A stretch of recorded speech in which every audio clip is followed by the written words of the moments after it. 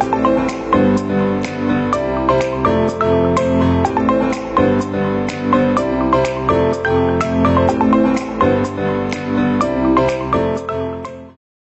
Morning everybody. म अस्तिकै डिफ्रेन्सिएसनलाई continue गर्दै जाँदैछु।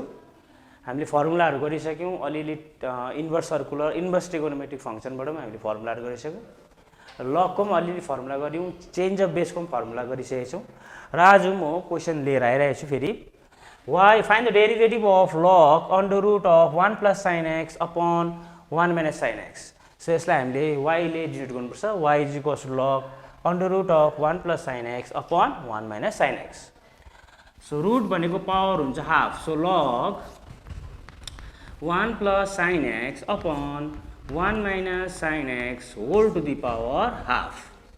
लगको थर्ड नम्बर प्रपर्टीमा छ log m to the power n भन्दाखेरि n अगाडि आउँदाखेरि n log m हुन्छ। त्यसरी त्यही प्रपर्टी युज गर्दा यो चाहिँ m हुन्छ, यो चाहिँ n हुन्छ, यो अगाडि आउँदाखेरि so y is equals to half log of 1 plus sine x upon 1 minus sine x. फेरि लगको number 2 property log m by n। m by n भनेको हाम्रो log m minus log n। So यहाँनिर m चाहिँ रहेछ 1 plus sine x, n चाहिँ रहेछ 1 minus sine x. यो प्रपर्टी युज गर्दाखेरि so y is equals to half छँदैछ log m भनेको 1 plus sine x minus log n, n चाहिँ हाम्रो यो, so log 1 minus sine x. So अब हामी डिफ्रेन्सिएट गर्दै जान्छौँ। dy बाई dx हाफ अगाडि बस्छ, half dy by dx of log 1 plus sin x minus d by dx of log 1 minus sin x। Derivative हो log x, हामीलाई थाहा छ 1 by x। सक्सेसिभ यो x नभएको कारणले यसको फेरि डेरिभेटिभ गर्नुपर्छ। फेरि derivative log x 1 by x, x नभएको कारणले फेरि यसको डेरिभेटिभ गर्दाखेरि हाम्रो आउँछ dy by dx हाफ अगाडि बस्छ, कन्स्ट्यान्ट हो, derivative log x 1 by x 1 by 1 plus sine x। यो x भएको कारण यसको फेरि derivative d by dx of 1 plus sine x minus फेरि derivative log x 1 by x, so 1 by 1 minus sine x into derivative of 1 minus sine x। So half त्यतिकै बस्छ, so 1 upon 1 plus sine x त्यतिकै बस्छ। Derivative of 1 constant is 0, derivative sine x is cos x, so 0 plus cos x 1 upon 1 minus sine x त्यतिकै बस्छ। Derivative फेरि 1 0 sine एक्सको cos x, so minus cos x, so half cos x upon 1 plus sine x minus into minus plus भएर cos x upon 1 minus sine x. So half माथिबाट common छ cos x, so बस्यो 1 upon 1 plus sine x plus 1 upon 1 minus sine x. LCM cos x upon 2, LCM दुइटै हुन्छ, 1 plus sine x into 1 minus sine x.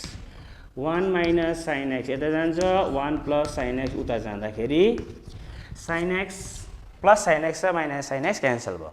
So 1 plus 1 हाम्रो उब्रिन्छ 2। यता आउँदैछौँ हामी dy by dx is equals to cos x upon 2, माथि 2 उब्रिन्छ, मुनि 1 plus sine x into 1 minus sine x, a plus b into a minus b, a square minus b square, that is 1 square minus sine square x, 1 square 1 नै भयो minus sine square x. So 2 र 2 cancel, so cos x upon 1 into 1 upon 1 minus sine square theta cos square theta, so 1 minus sine square x is cos square x. एक एकवटा cos cancel हुँदाखेरि हाम्रो उब्रिन्छ 1 by cos x, 1 by cos x भनेको हाम्रो sec x। So derivative of log under root 1 plus sine x upon 1 minus sine x हुँदो रहेछ sec x।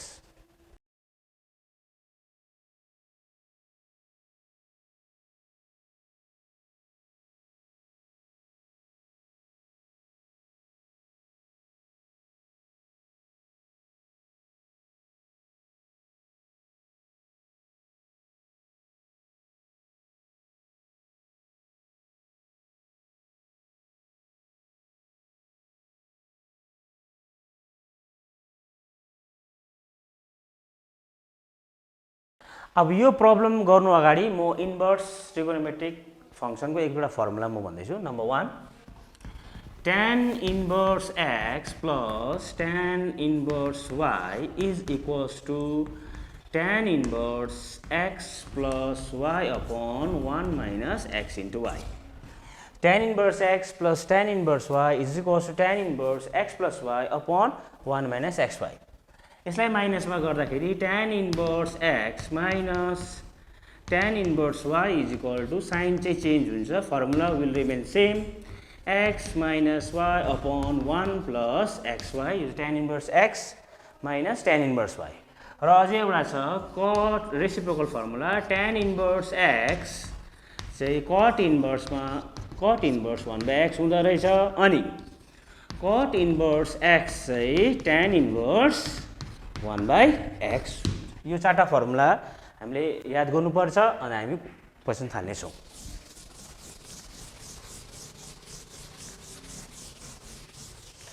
Number 1 y is equals to tan inverse a plus x upon 1 minus ax. फेरि एक तरह formula लेखिदिदैछु, tan inverse x plus tan inverse y भनेको tan inverse x plus y upon 1 minus xy. अब यो फर्ममा छ, यो फर्ममा हामी यो फर्ममा हुनुपर्छ। यहाँ चाहिँ छ a, यहाँ चाहिँ छ x, यहाँ चाहिँ छ 1, यहाँ a छ, यहाँ x. यो फर्मुला रिभर्स गर्दा कन्भर्स गर्दा y इज इक्वल टु हाम्रो हुन्छ tan inverse a plus tan inverse x. यो फर्मुलामा हाल्दा यही आउँछ, tan inverse a plus tan inverse b भनेको tan inverse a plus x upon 1 minus ax.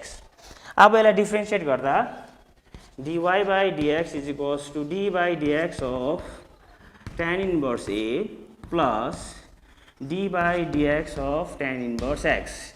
Derivative of constant function is 0 र tan inverse x को formula हामीलाई थाहा छ 1 by 1 plus x square. So finally derivative of tan inverse a plus x 1 minus ax हुँदो रहेछ 1 by 1 plus x square. यो भयो हाम्रो number 1.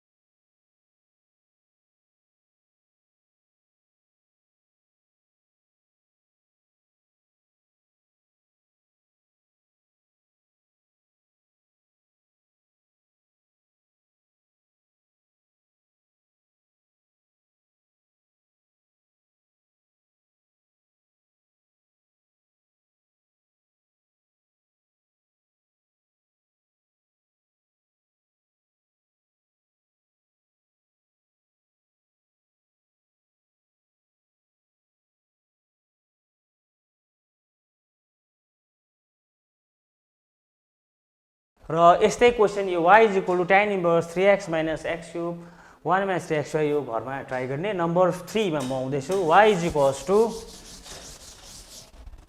cot inverse cosec x minus cot x. So y is equals to cot inverse, cosec is the reciprocal of sin 1 by sin x, cot भनेको cos x by sin x. So y is equals to cot inverse माथि बस्यो 1 minus cos x, मुनि आउँछ sin x. So y is equals to cot inverse 1 minus cos x sub multiple एंगलमा भयो 2 sin square x by 2 र sin x सब multiple एंगलको फर्मुलाले भयो 2 sin a cos a भने 2 sin a by 2 cos a by 2. 2 get cancel, एक वटा sin पनि cancel. So भयो हाम्रो y is equals to cot inverse sin upon cos भनेको tan x by 2. Cot inverse tan x by 2.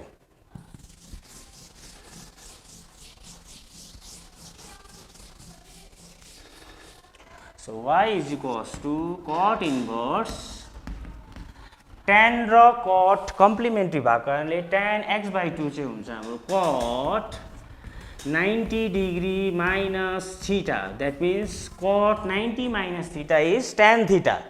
The theta चाहिँ यहाँ x by 2. Inverse trigonometric function को formula ले cot inverse of cot x, that is cot inverse of cot x भनेको x हुन्छ. त्यसैले cot inverse of cot pi by 2 minus x by 2 यो चाहिँ x भएको कारणले गर्दाखेरि so y is equals to pi by 2 minus x by 2. यहाँसम्म हामी पुग्यौं. Therefore differentiate गर्दा dy by dx is equals to d by dx of pi by 2 minus x by 2. Derivative of constant pi is constant, 2 is constant, 0. So half लाई बाहिर d by dx of x. Derivative of x with respect to x is 1. So minus half into 1. So answer हुँदो रहेछ हाम्रो minus half.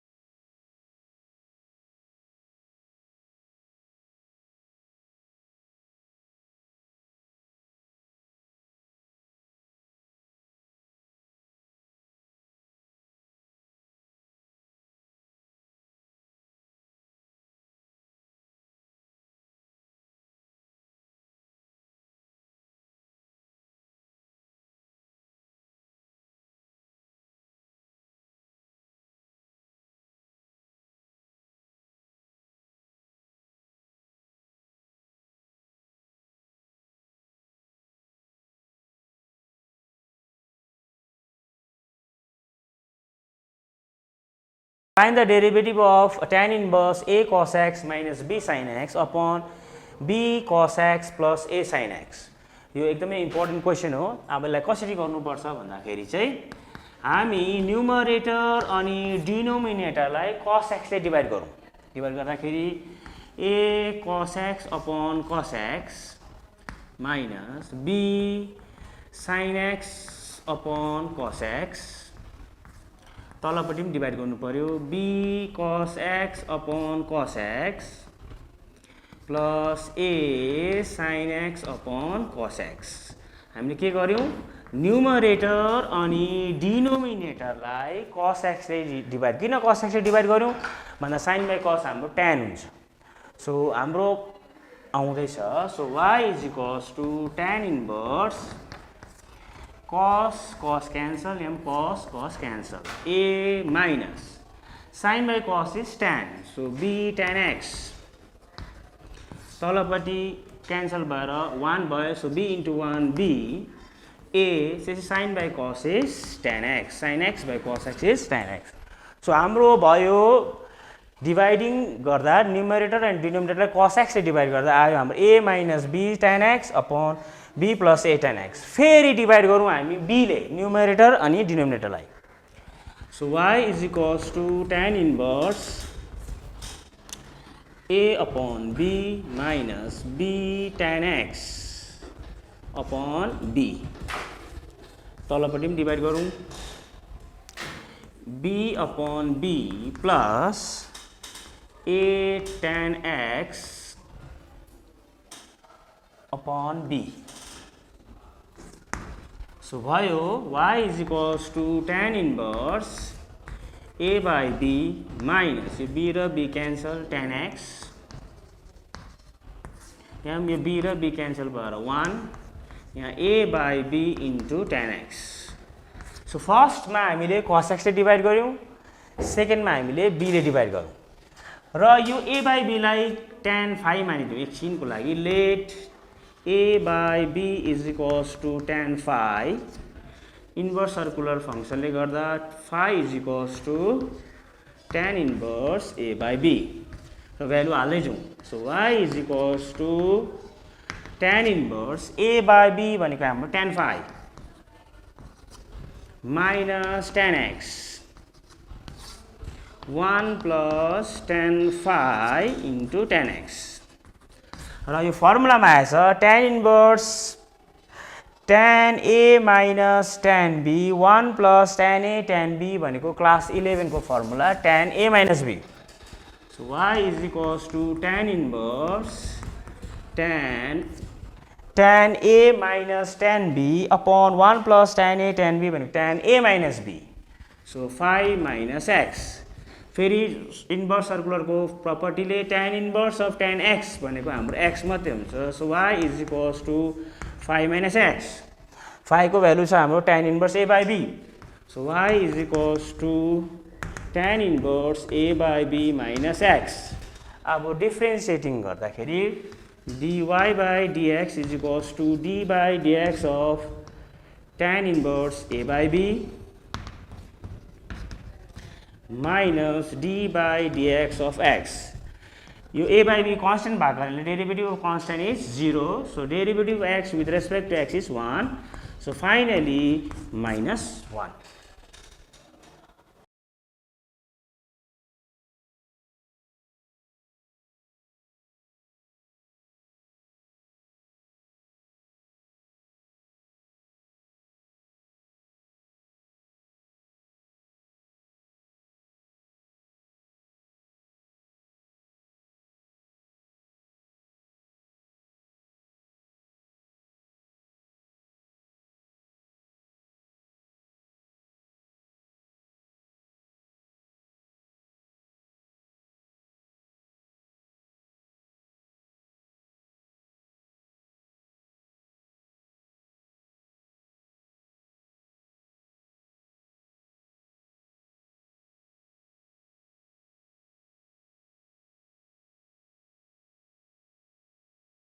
Y is equals to tan inverse under root 1 plus x square minus 1 upon x. अब यस्तो question आयो भने चाहिँ हामीले x को भ्यालु यस्तो हाल्नुपर्छ जसमा चाहिँ यो डल्लै चाहिँ tan होस्, tan को फर्ममा होस्. सो हामी x लाई एकछिन tan theta मान्दाखेरि 1 plus tan square theta is sec square theta under root of sec square theta is sec theta. So हामी x लाई tan theta मान्यौ. Let x is equals to tan theta. So theta is equals to tan inverse x. बिस्तारै value हाल्दै जाउँ. So y is equals to tan inverse 1 plus tan square theta minus 1 upon tan theta. 1 plus tan square theta is sec square theta. So 1 plus tan square theta is sec square theta under root of sec square theta is sec theta upon tan theta. Sec र cos reciprocal हो. So sec को ठाउँमा हामी 1 by cos, tan भनेको sin by cos. So y is equals to tan inverse